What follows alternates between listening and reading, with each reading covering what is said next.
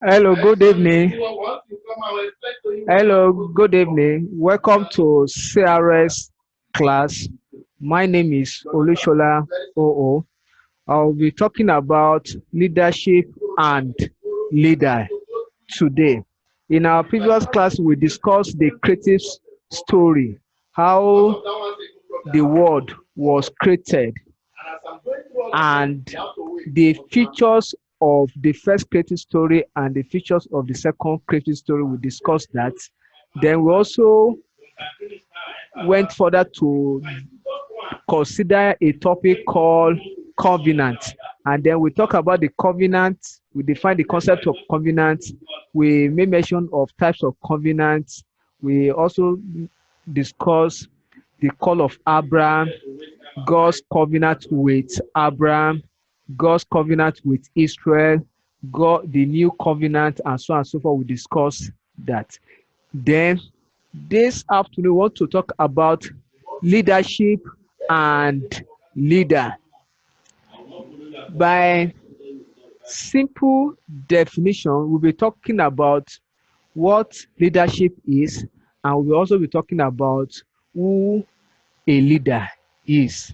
Then the concept of leadership is an adjectival word, and the word leader is a noun word. That is, leadership belongs to adjective and leader belongs to a noun class. So that is what I'm trying to pass across. Then we'll talk of leadership. Leadership is the process of being a leader. That's why I say that leadership is the position of being a leader. That is taking leadership responsibility. That is what leadership is all about. Taking control, taking coordination, taking responsibility of a group of people or set of people, then moving them forward in order to achieve set goal is what leadership is all about. So it is a process that is training people, making people becoming a leader or somebody becoming a leader. That is what leadership is. And everything that it takes to be a leader is what I mentioned, that being responsible or taking responsibility, taking coordination, taking control, taking command, giving instruction, teachings, and instructing. All this involve process. According to Olusola OO in 2010, say leadership is defined as the kind skills and the qualities of an individual to coordinate and controls a united group of people. We want to talk of kind skills, that is skills that are required for a fellow to become a leader. And what are the skills? A leader must be able to have the ability to control others. What do we mean by others? That is followers. Because we cannot discuss leadership on isolation without the concept of followers. Because if we have a leader and there's no follower, then who is he or she leading? So there must be follower. So a leader, by its leadership, must be able to direct, must be able to control, must be able to give instruction, must be able to coordinate, must be able to give command, must be able to teach. So this coming together, the collection of this is what we call can skills, or what Olusola will call can skills that make a leader. They're not only that alone, qualities of an individual to coordinate. So such a person who is taking a leadership position must be able to coordinate. Coordinate means making things working. bringing things into workability, making things to function, making things to move in line with the set objective in order to achieve the goals of the union or the essence of coming together of these united people, then control them. Oh, this is where to go to. This is where we are going. When we get there, this is what we are going to say. Oh, when we get there, when we get to this junction, we are taking this direction. That is what leadership is all about. So leadership cannot just emerge without the necessary skills to direct, to control, to give instruction, to give command, to teach, and so on and so forth. Then let me go look at leader. As I said earlier, that the word leader belongs to a noun word or a noun class. And that means that a leader is a human being or a person, as the case may be. So that's why Olusola was further says that a leader is a person who leads a multitude to achieve specific dream, goals, and objectives, which may either be personal, organizational, or national. So a leader must have the foresight of the specific dream. Specific dream means the goals, the objectives of these people or of this of the association that the leader is leading, that the leader is coordinating, that the leader is directing. That is what specific dream, goals, and objective. This clause means what the union or the association or the company of people that the leader is leading want to achieve.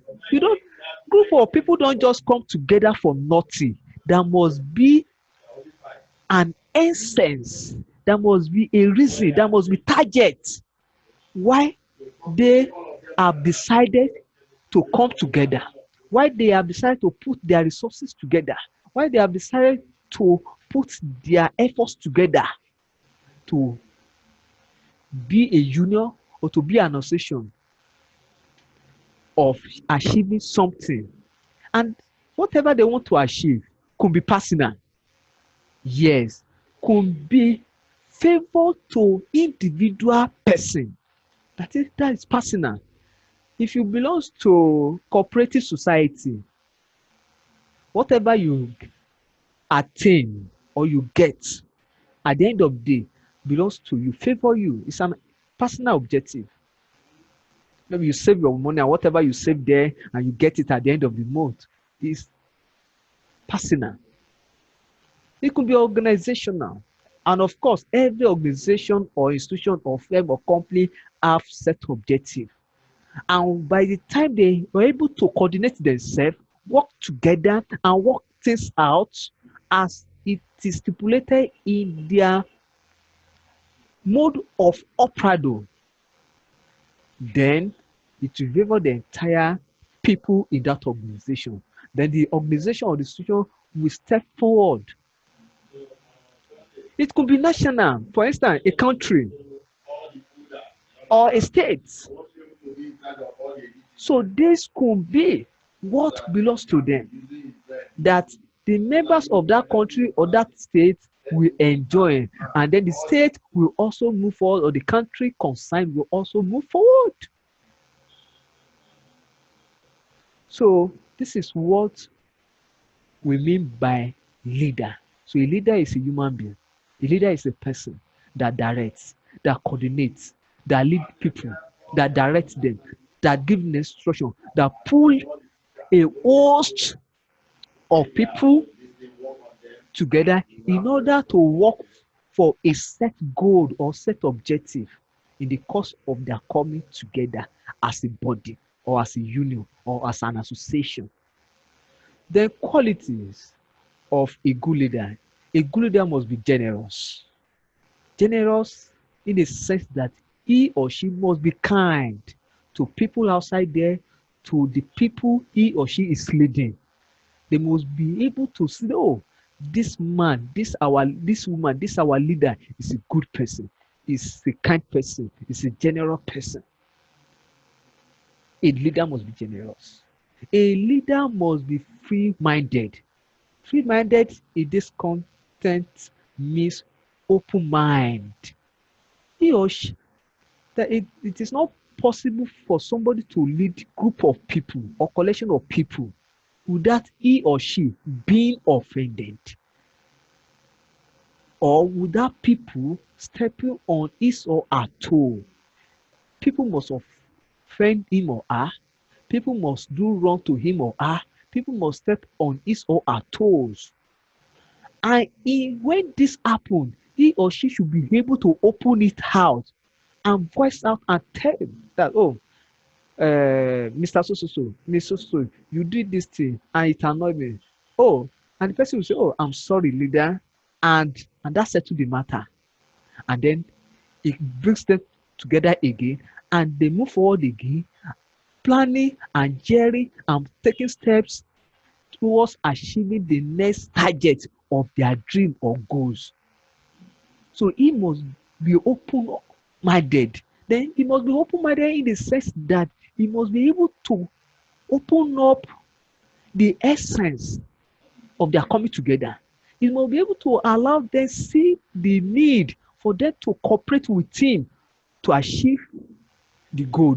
He must open up his mind, the objective, the target, the goals of coming into that union, and then make them realize that if this thing is achievable, this is what will be the benefit of all of us, or this is what will be the benefit of each and every one of them who have put in his or her effort in one way or the other. So he must open up to them. He must allow them to understand the goals, the essence of running along with the mission or vision of the association. Then he must be humble.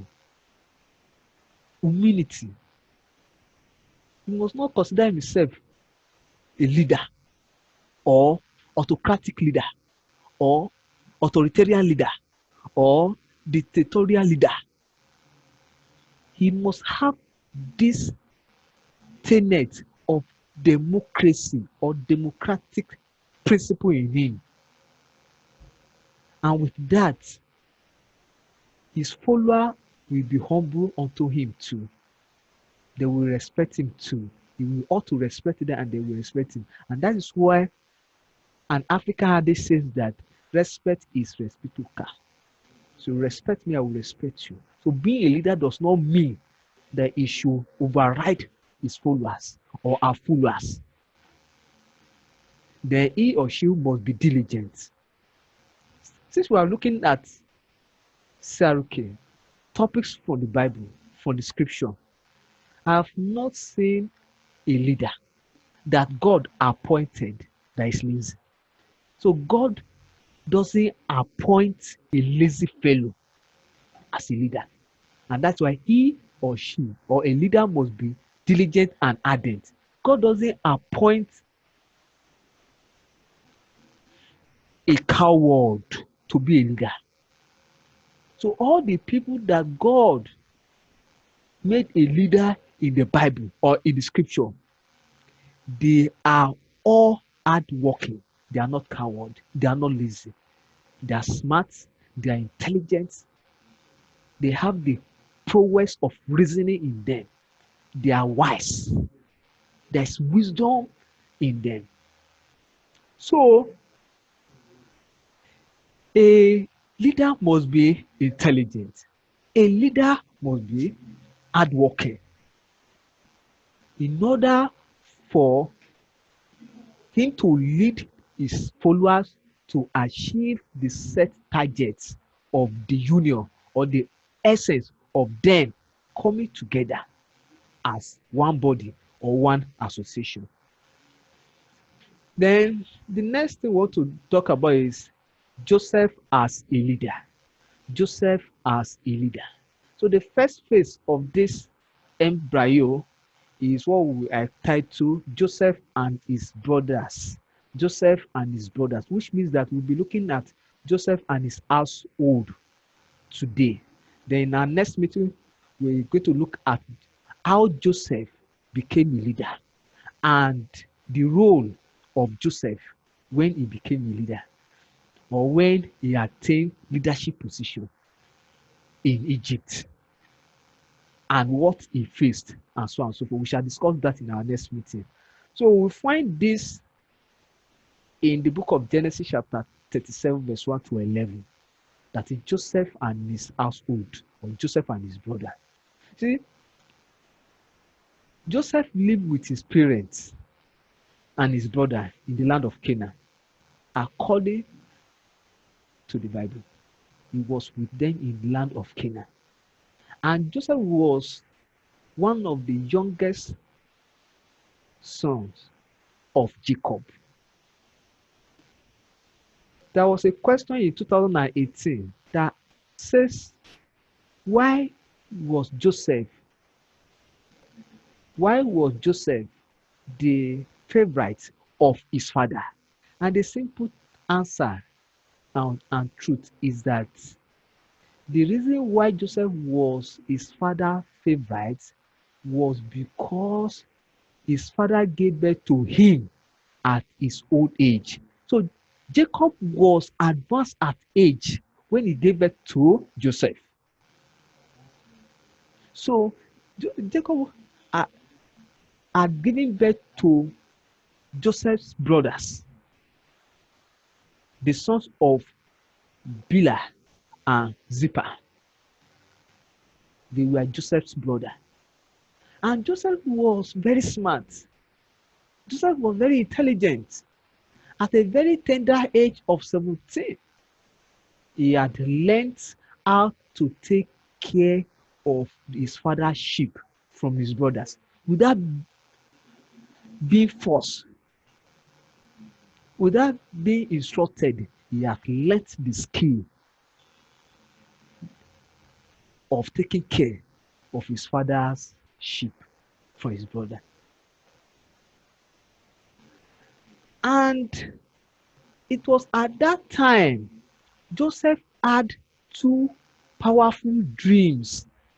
At that age, 17 years, he had two powerful dreams that point to his future becoming a leader of his household, becoming a leader in Israel, becoming a leader in his generation. The first dream he had tells us that he called, he said, come. Let me tell you about my dream. We were out in the field, the wet field, as it was written in Revised Standard Version. I told us Revised Standard Version is recommended Bible. Represents farm land. Tying up bundle of wheat. Suddenly, my bundle stood up, and your bundles gather around and bow down before my bundle. Imagine that. And his brother ate him the more. Initially, before now, they hated him. But the hatred was rekindled when he told them about this dream. That their bundles bow before his own bundle, while his bundle rise up or stood up. Then their own bundle bowed down or stood down before his own. And his brothers asked, do you really mean you are going to be king over us? And they hated him the more. That was the first dream. That point. So dream in theology is very important. Therefore, for God to show Joseph that I am with you and you become a leader, as I've said, God gave him another dream. In the second dream, this includes both his father and his mother. he assemblaged them. He said, listen to what I dreamt. He said, listen. He said, come and hear me very well. The sun, the moon, and the 11 stars bow down before me. Imagine that. The father was there, the mother was there, his brethren were there. And he said, look, the son. The son represents his father. The moon represents his own biological mother, who was Rachel. Rachel was the mother of Joseph. Jacob was the father of Joseph. Understand that and bear it in mind. It's an examination hint. The 11 stars represent the son of Bila and Zippa, his brothers, that they will bow before him. This dream did not only shock his brothers, it shook his father too, and his father was wondering about that. So, does it mean that this boy will become a ruler over us? And his father kept wondering to see. So, this is the drama that took place in the household of Joseph. When Joseph was growing up at a tender age, this happened to be part of his experience. So by next week or in our next class, we are going to look at other experiences that he had with his brothers and how he was sold out. We're going to discuss this in detail in our next class. So I'm going to draw up the curtain here. Do you have any question? Okay, if there is no question, I have this assignment for us. Very simple assignment. State any 5 significance of this lesson to you. Yes, to you.